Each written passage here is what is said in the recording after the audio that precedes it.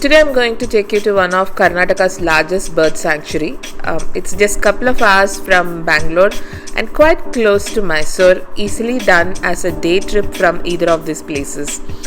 I'm here taking you to the renowned Ranganathittu Bird Sanctuary.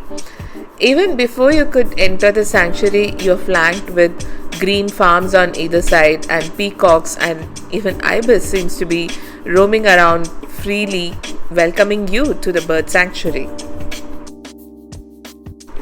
We wanted to take a private boat safari here, so we reached Ranganathittu by 6:30.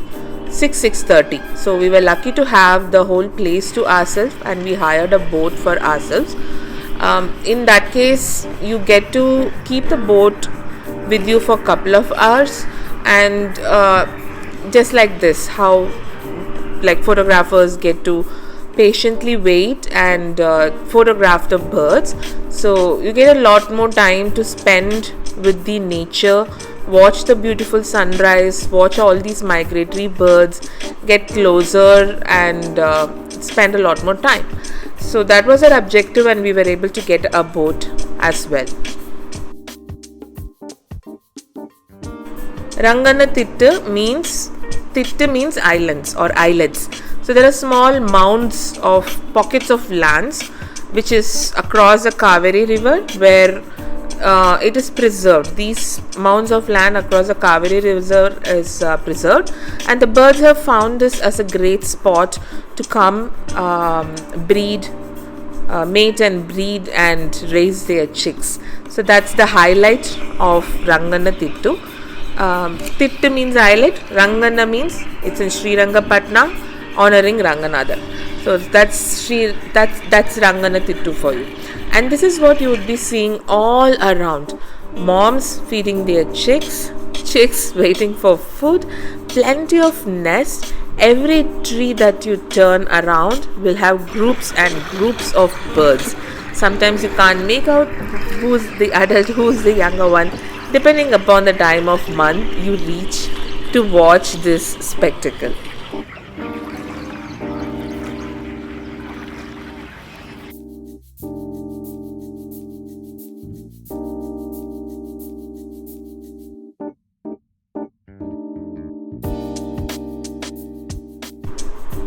It is just not the pelicans that you will come across.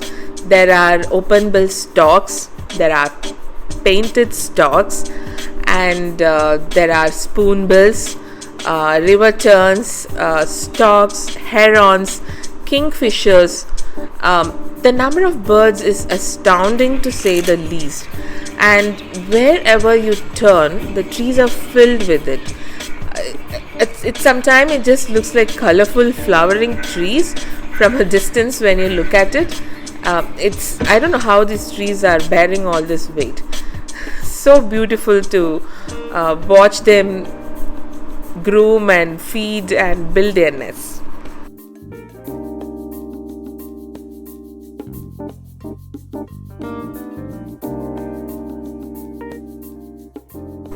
Ranganathittu is not only a nature lover's paradise, it's clearly a photographer's paradise. You can see these birds coming in to feed on fishes. You can see these birds landing like this for a quick drink. You can see them mating. You can see them feeding the chicks. You can see them flying across the water, scooping down to get a prey. So there is plenty of beautiful shots that you can attempt at Ranganathittu.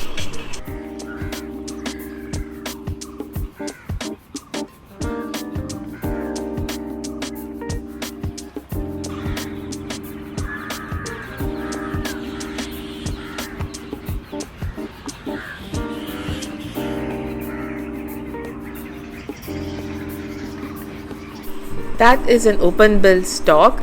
You can clearly see a gap between its beak. That's because they feed on snails. It's easier for them to hold the snails in the gap and crush them and eat it. Such a great design with nature. Here you can see this bird picking on suitable branches or suitable twigs so that it can keep adding on to its nest.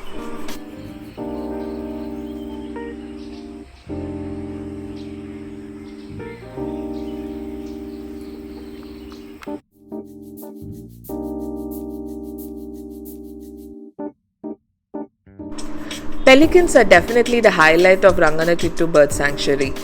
They are huge to begin with, and the way they open up their wings and just slide through without flapping them, it's amazing to watch. And they are known distinctly for their throat, the huge throat sac. It's like a sack, and when they come down to scoop water like this, it's not just they are drinking water, they are actually catching fish or the prey, and then the water comes out through the pouch, the throat pouch. So it's amazing to see so many pelicans come down and try to catch fish this way.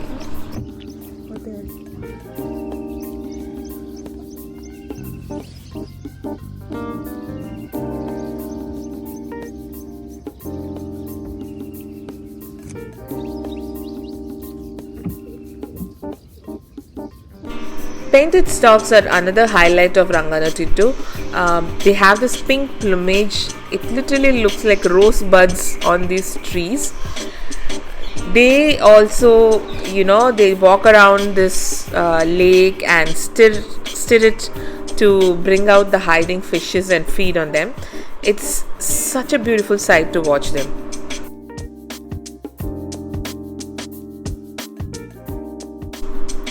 Apart from all these water birds, what we next saw was really mind-blowing to me.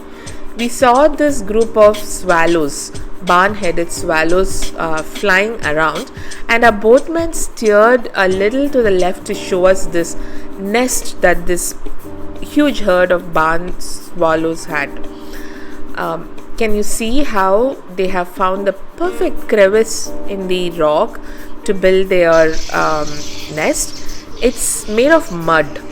The group of nest that it has built is made of mud, and it has built it right under this rock, which prevents predators from directly attacking it or even getting the attention of any predators like your kite or eagle to come and scoop them up.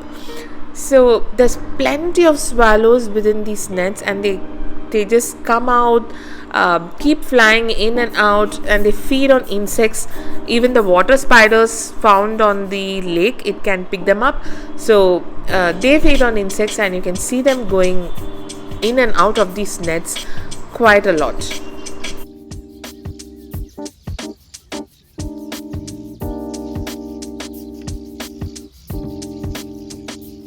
Ranganathittu was first built by the Wadayars. They are the kings of Mysore.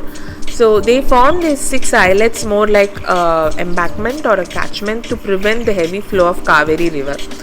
But then over years, the birds started noticing these as a good breeding ground. And as a birding enthusiast, you might be knowing about Salim Ali sir, the great ornithologist.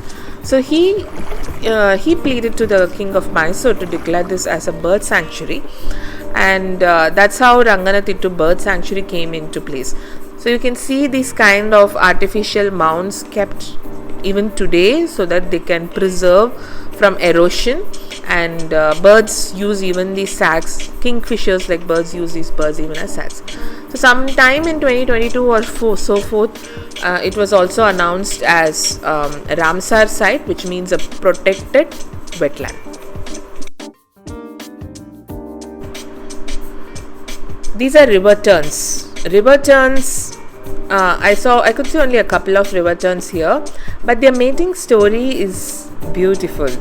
And they also come down to south for breeding, and once their chicks are ready to fly, they move north. But the best place for watching river terns is not Ranganathittu, it is Badra. I'll leave the link to river terns of Badra in the description. Please do check out their mating story and how Badra will be flooded with river terns. You will see thousands and thousands of river terns flocking Badra reservoir, and there also you'll see islets like this where these little ones choose to breed and live.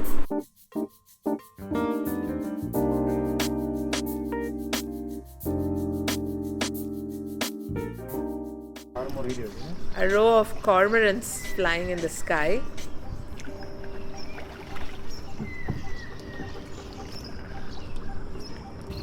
This is called snake bird. When it is in the water, it will pop its neck out, which will look like a snake's hood coming out of water. It's called a snake bird.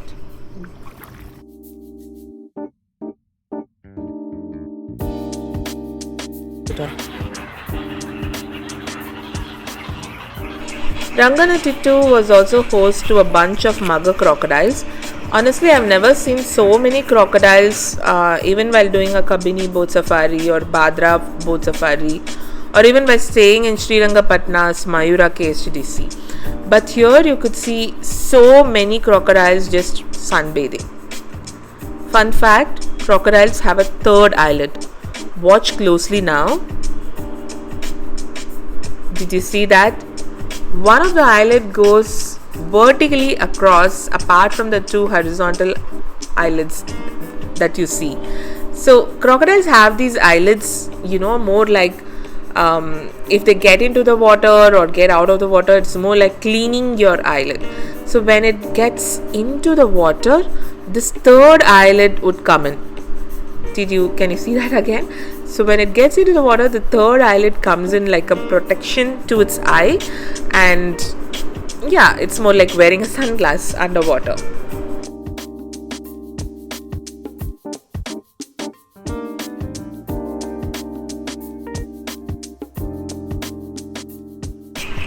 And to add beauty to the place, spoonbills also join us. Spoonbills are known for their beaks. Their flattened beaks give them the name of spoonbills. They have this golden hue to their feathers and the crown, which makes them look super elegant. Just when the boat turns around, we have another surprise. There is a tree full of bats. I mean, all of them hanging upside down, some of them flying and finding their places. These are fruit bats, and you can see them in thousands hanging upside down in the trees.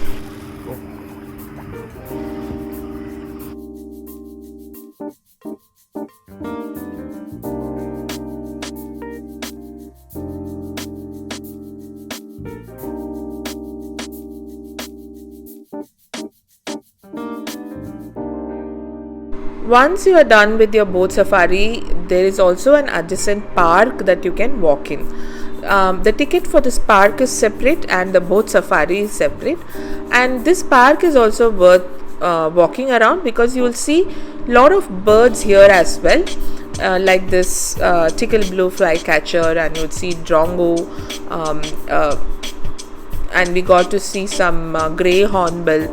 So there are a lot of birds even in this park, and there are vantage points. So all that you see there, those white spots, are all birds sitting on the tree.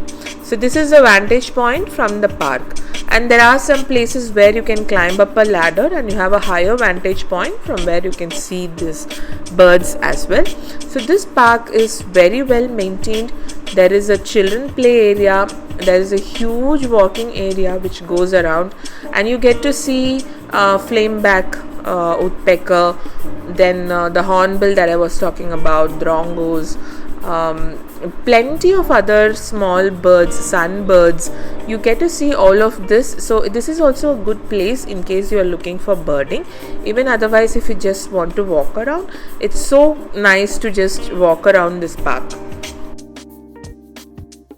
This is a red-naped ibis. It's pretty rare to see, but we were able to see it so commonly across the fields outside Ranganathittu as well.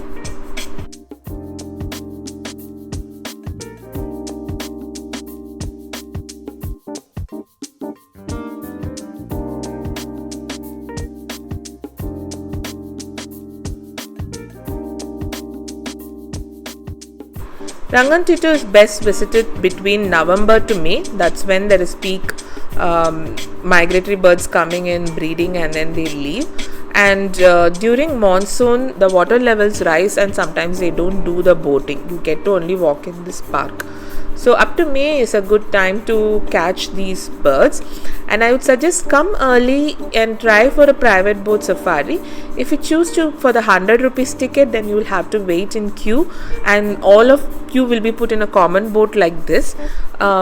This would be a 15 to 20 minutes ride across the park. I sincerely hope you enjoyed this video of Ranganathittu, and I'm looking forward to see you in the next video. Please do subscribe to Masala Box Travel.